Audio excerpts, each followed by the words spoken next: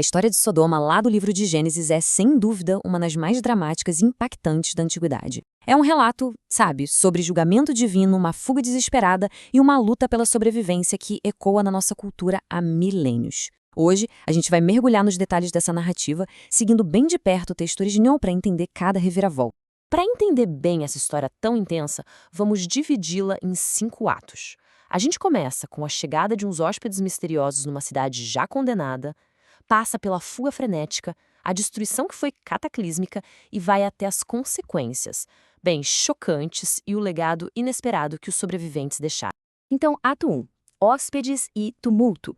A cena se arma no fim da tarde, quando 2 visitantes misteriosos, que o texto depois revela serem anjos, chegam nos portões de Sodoma. E é lá que eles são recebidos por Ló, um morador da cidade. Ló age bem rápido, oferecendo uma hospitalidade que era exemplar, um valor que era sagrado na cultura da época. Ele acolhe os visitantes, prepara um banquete e, mais importante, insiste para que eles passem a noite seguros debaixo do seu teto. Um gesto que, logo logo, se provaria vital. Mas olha, a tranquilidade dura muito pouco. Antes mesmo que eles pudessem se deitar, a casa é cercada, e o texto faz questão de enfatizar que não era um grupo qualquer. Eram todos os homens da cidade, do mais jovem ao mais velho. Todos eles estavam lá. E a multidão faz uma exigência extremamente violenta. Eles gritam para que Ló entregue seus hóspedes para que eles possam, e aqui eu cito, conhecê-los. É um termo que no contexto bíblico tem uma conotação bem pesada, de abuso sexual. Num ato de puro desespero para tentar honrar a lei da hospitalidade, Ló faz uma oferta que é impensável. Ele oferece as próprias filhas virgens para tentar apaziguar a multidão. Mas a proposta dele é rejeitada com ainda mais violência e a fúria dos homens se volta toda contra ele. E é no momento mais crítico que os visitantes revelam seu poder. Eles puxam Ló para dentro de casa para segurança e ferem a multidão com uma cegueira súbita. O confronto termina de uma forma completamente sobrenatural. Agora o ato 2, o aviso e a fuga. Com a ameaça lá fora contida, a verdadeira e terrível razão da visita dos anjos é finalmente revelada a Ló. Os hóspedes, então, revelam que não são meros viajantes. Eles são anjos, enviados por Deus com uma única e devastadora missão: aniquilar completamente a cidade. Ló sai correndo para avisar seus futuros genros, implorando para que eles fujam. Mas a resposta deles é de puro deboche. Eles simplesmente não levam o aviso a sério e, de forma trágica, acham que o pânico de Ló é algum tipo de piada. Quando o dia começa a raiar, a urgência aumenta drasticamente. Os anjos começam a apressar Ló e sua família porque simplesmente não há mais tempo para debate ou hesitação. A destruição era iminente. Enquanto eles são literalmente arrastados para fora da cidade pelos anjos, a família recebe 4 ordens, 4 mandamentos absolutos para sobreviver.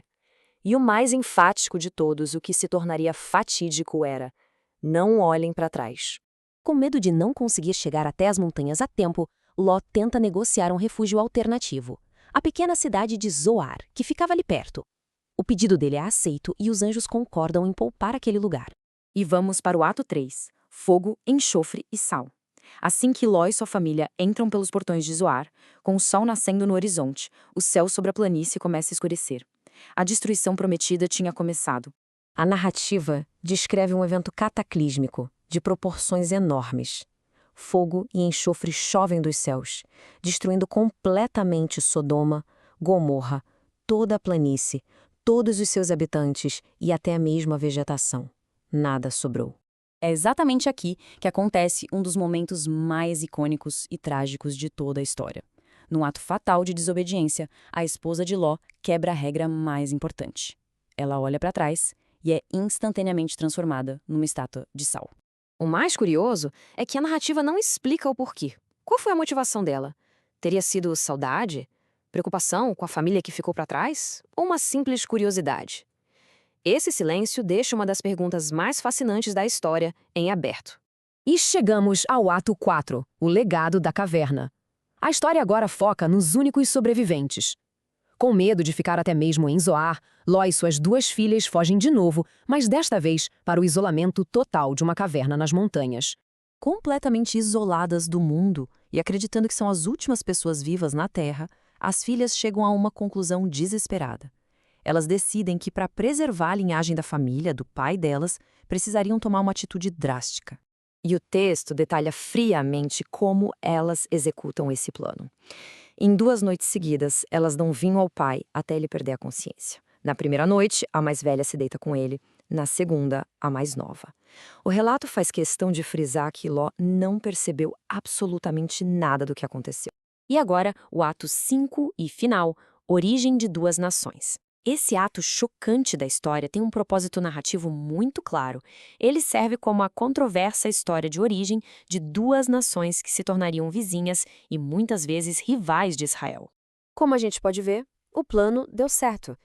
A filha mais velha dá à luz Moabe, que se torna o pai dos Moabitas. A mais nova tem um filho chamado Ben-Ami, o ancestral dos Amonitas. Desse jeito, a linhagem de Ló sobrevive, mas nasce de um ato profundamente perturbador. No final das contas, a história de Sodoma é muito mais do que um simples relato de destruição. É uma narrativa complexa que fala de julgamento divino, sim, mas também fala sobre a moralidade cinzenta que nasce do desespero e da sobrevivência a qualquer custo.